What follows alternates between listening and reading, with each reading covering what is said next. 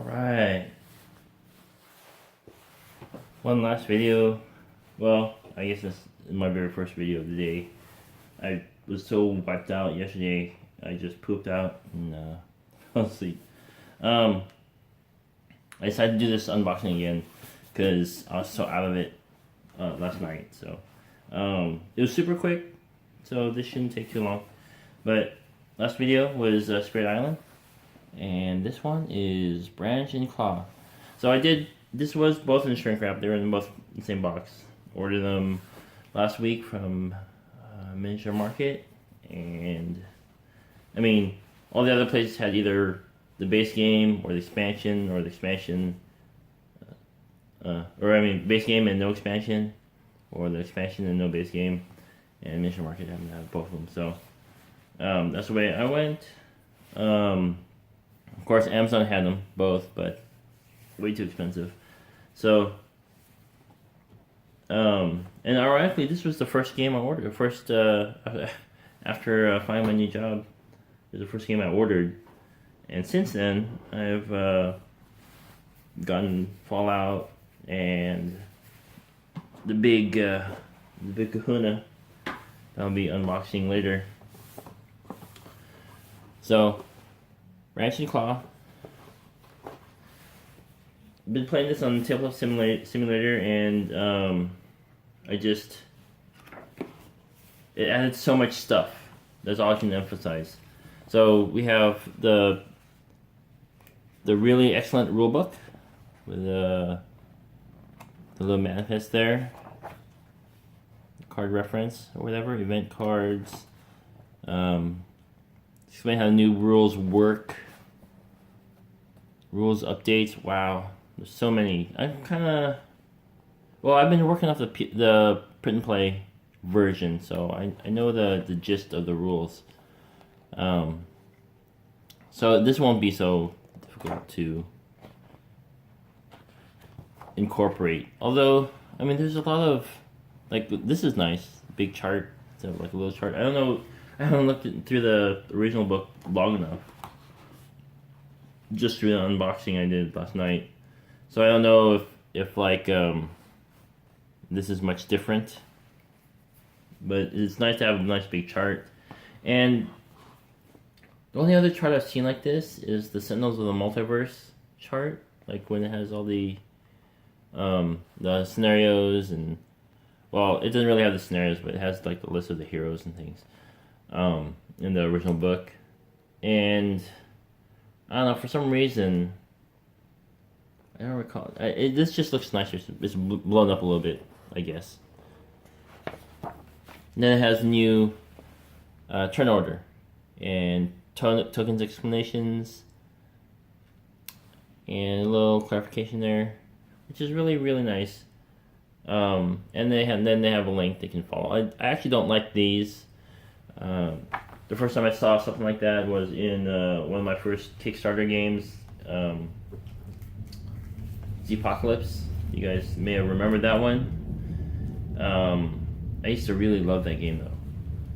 It was so, I don't know. I think it was more thematic. I mean, it was a lot more thematic than Zombicide, of course. But I learned to love Zombicide because it was quicker. That was quicker set up, and the tiles were. Or actually the gaming components and the tiles, they just look nicer. Even with the sliding things on the original player mats. Now they have the dashboards, and those are really cool. And it's just more fun to play by yourself. The Apocalypse, I think, you can play that by yourself, but they have the Z Master expansion. And that's like, if you play that by yourself, that's like playing two separate games by yourself, and I mean, it's not really possible. It is, but it's very unreasonable to think someone can like sit through that all by themselves. It's a long slog. Anyway, here are the tokens. I have no idea what these brown things are. Hershey's Kisses? I don't know. And then more tokens. I don't know why they gotta do it like this. I guess you gotta punch them all out, but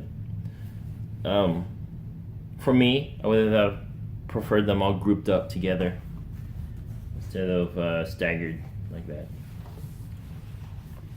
you know, all the symbols put together. So anyway, we have two growth, or sorry, I was looking straight at this thing. We have two new spirits, the Keeper of the Forbidden Wilds, and the Sharp Fangs behind the leaves. And I mean, I'm really. Some people have said that the theming on the cards, yeah, they're kind of plain, but I really like the little bits here and there that they included on the player mats.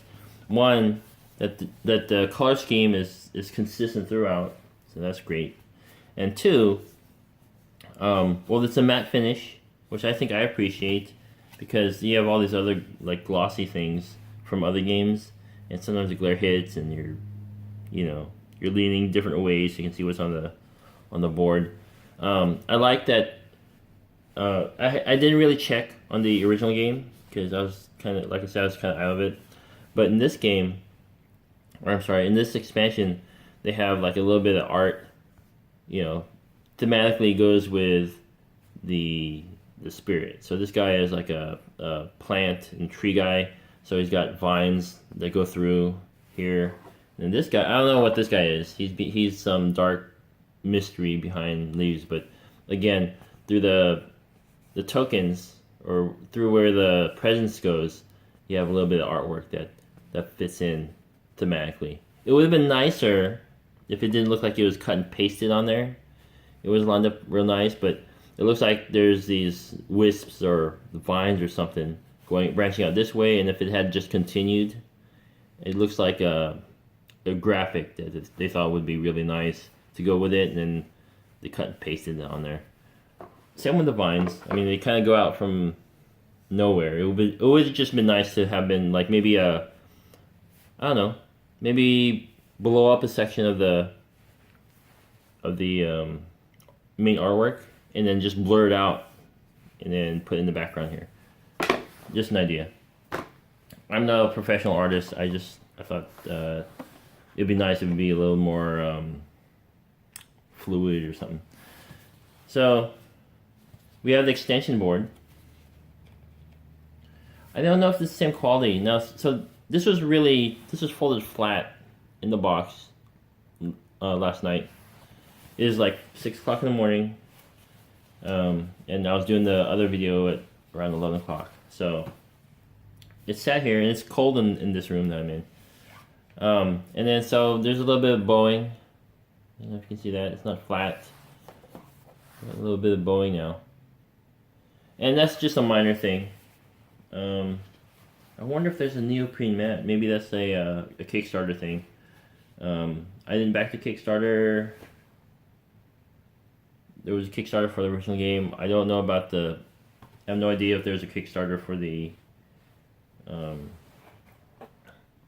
expansion. But if there was, I think I'd like to get the neoprene mat, the big one. So, because, if they're going to make a neoprene mat, they're going to make one that has both extension and the regular stuff on it. So, this one holds scenarios, adversary. You got events in the discard pile. Then you have space for the disease, strife,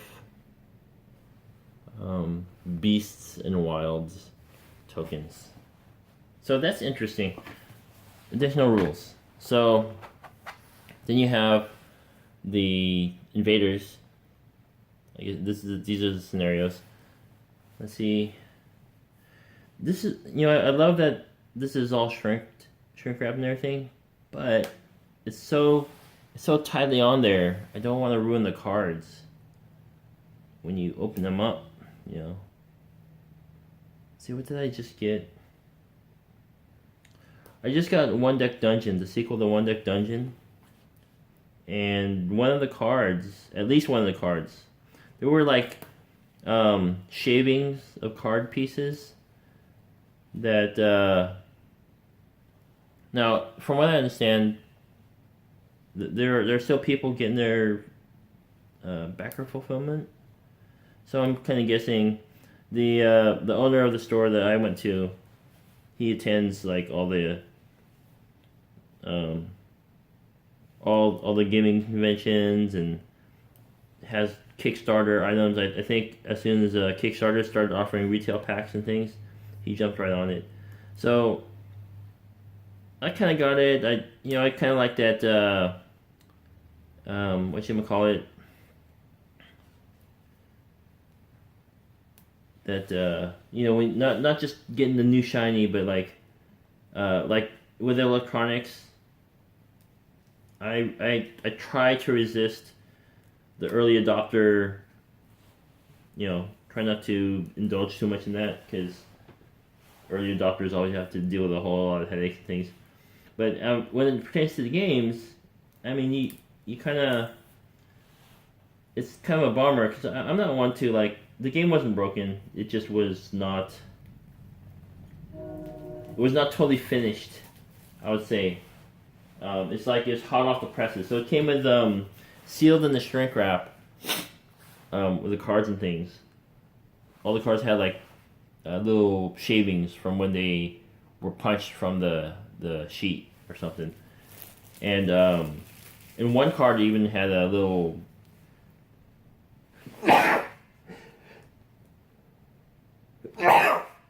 Excuse me. One card had a little like tear mark, or not tear mark, but like, I don't know, like where a little bit of the corner had scratched off. Like you could see the white core underneath, and so it's just a little corner, and they're not collector's items or anything, but it's just kind of a downer. You open up a brand new game, and in the state, I mean, it's not like it was a game from like Hasbro or Mattel, right? These guys put out a great Kickstarter. I backed the first one, and I don't know. Now that everything is like all the Kickstarter creators, and maybe if someone were to just stumble upon my video, you might take note of this, that you're sending us stuff that probably would have been thrown out in the assembly line, or included because people don't give a crap and you just want to put out product. Anyway, Kickstarter used to produce like more, not the majority, but because there were much fewer game producers, we just encountered more higher quality stuff. Kickstarter used to be like a really special thing that we felt like we could help you, quote unquote, kickstart your project, right? And now Kickstarter is like your main thing. We're not supposed to be using Kickstarter like a store, but that's exactly how it's being presented, as a pre-order store. Looking at you, Simon. It works, sure, but a lot of people are complaining that the games that are being produced have kind of like a really thin gameplay experience, very lacking. And so, I mean, we're kind of having to choose now. Do we want a quality experience, or do we want do we want a nice looking experience or a quality gaming experience? And I don't want to have to choose. I'd rather maybe the boards have to suffer, or the components have to suffer a little bit. Be back to basic.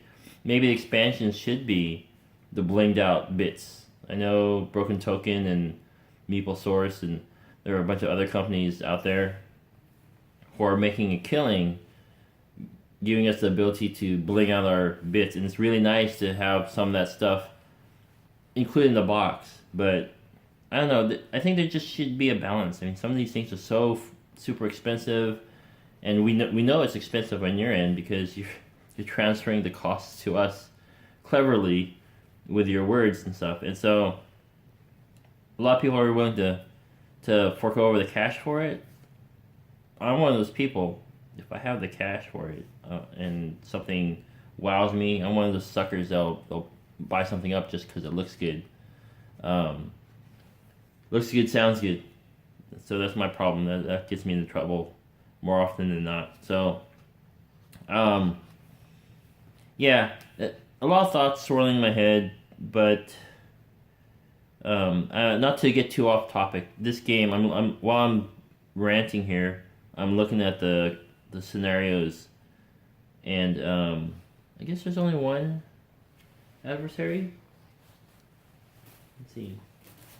But look at this. I mean, this is really. Oh yeah, I was talking. I was talking about how the cards were all like had shavings and stuff, and one was damaged. One that I noticed. None of these are damaged. None of these have card shavings, paper shavings from when they were punched from the sheet. They are glossy, or well, I mean, I think no, they're matte finished, but they're smooth and they feel like they should be shiny. And there's a lot of information on there, so I'm glad this is available for people. But it's wow, this is like there's a lot of stuff here. So I guess it behooves one to, if you're going to play a multiplayer game, to really familiarize yourself with the scenario, because there's a lot of stuff on both sides, and you don't want people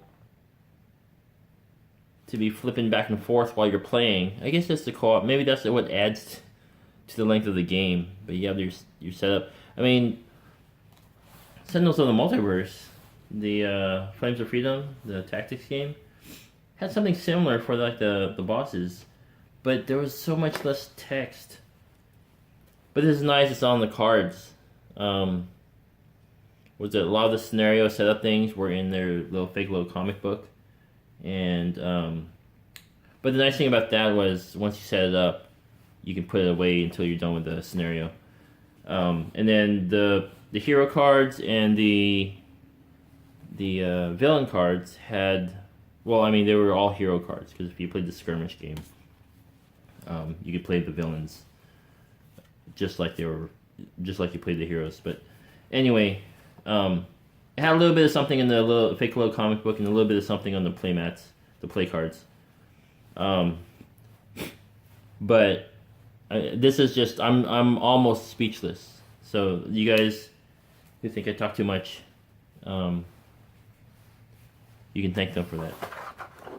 So I'm gonna bust open this deck. I didn't bust open any decks yesterday. I don't know. Like I said, I was really out of it. I really wanted to open up these things, but I really wasn't feeling up to recording, so I probably shouldn't have done so. Maybe I'll redo that Fallout video before I post it. I don't know. I mean, it's already been open. It's over here on my laundry basket. And I got that used. So, but the person who sold it to me took real good care of it. The only thing that is in there, it's not really in there anymore, but the only thing about it that is unfortunate, but you know, not a huge deal, is the insert has been removed.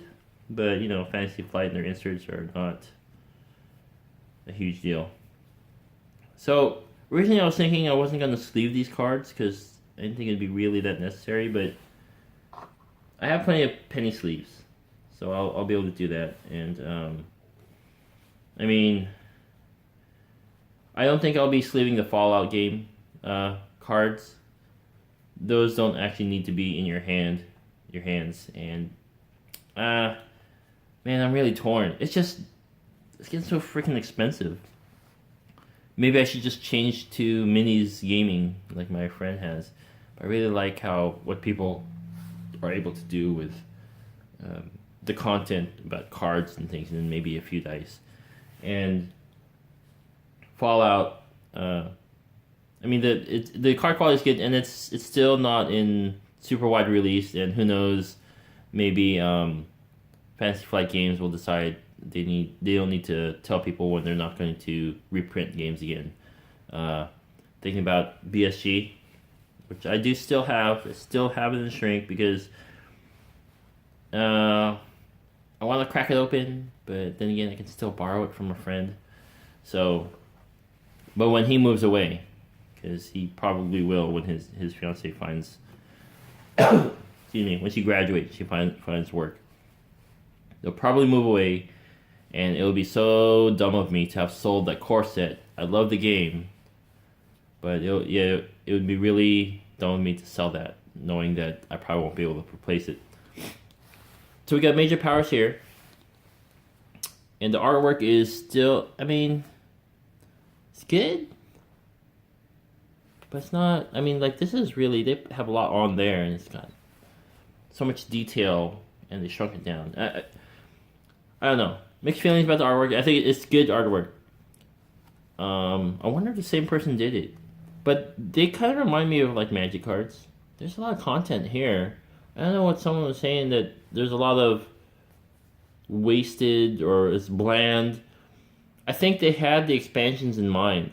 So the core set, a lot of the text in the cards, at least from what I remember in Tabletop Simulator. Maybe well, a lot of those people were also working with pre-release sets, those reviewers and things that I watched. But I mean, when you have something like this, it's great. You know, there's a few things on there, and the color scheme is nice, nothing too fancy.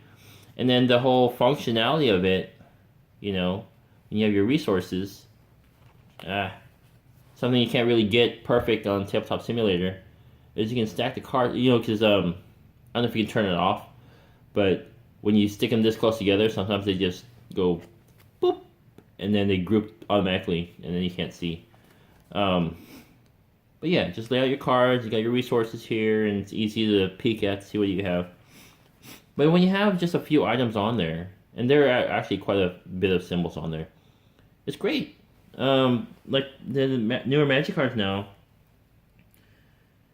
some people are so intimidated by how much stuff they pack on the card, and I mean, I don't mind, but I miss a lot of details too, so I always, a lot of times,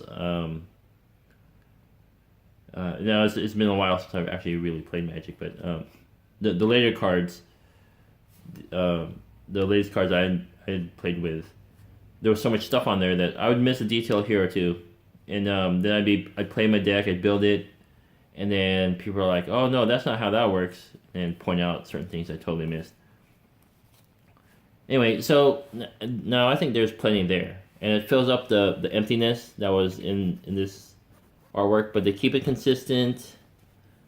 But yeah, there's a lot of stuff there now. So all those naysayers, all those complainers, are you happy now? The designers really filled out that empty space that you complained about before. Now there's so much stuff on there. Read your cards, people. So those are major powers. I don't know if that's a whole. I mean, these are going to be added to the original set, right? They're not. They're not only if you use the expansion things, but of course you want to have those when you're using the expansion sets, because they will give you powers that take advantage of those, like those other tokens, right? Those other aspects. So we have the fear cards.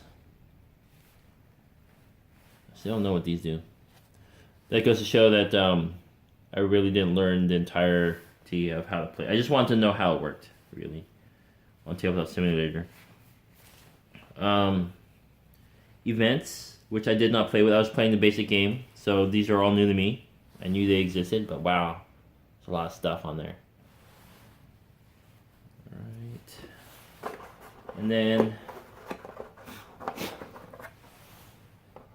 and for once, I might have to actually keep an expansion box, because that Spirit Island box is so jam-packed full of stuff, the original, that I don't know where I'm going to put everything.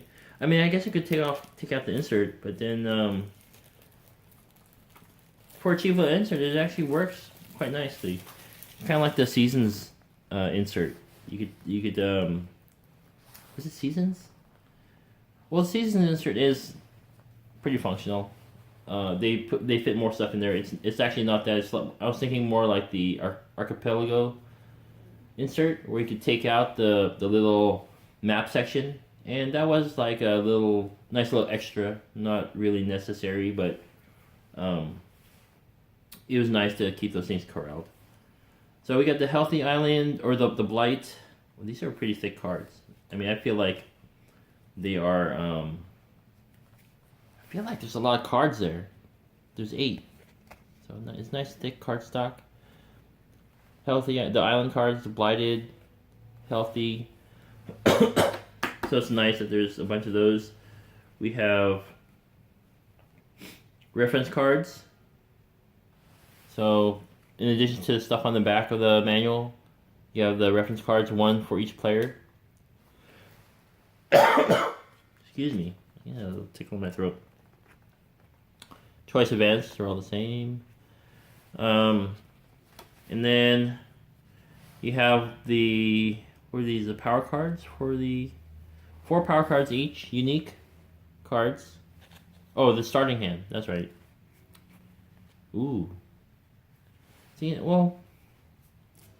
yeah, there's hardly anything on here, but there's starter cards. So, what do you expect? You expect to have all the fancy powers all at once?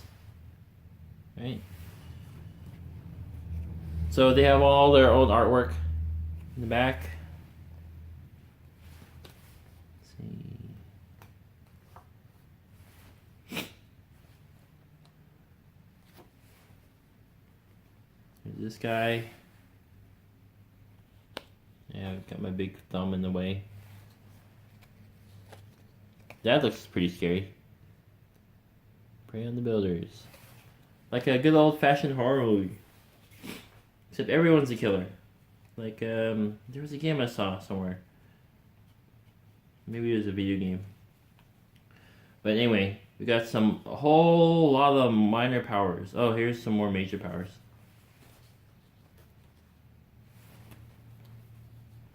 Major powers. It's really interesting how they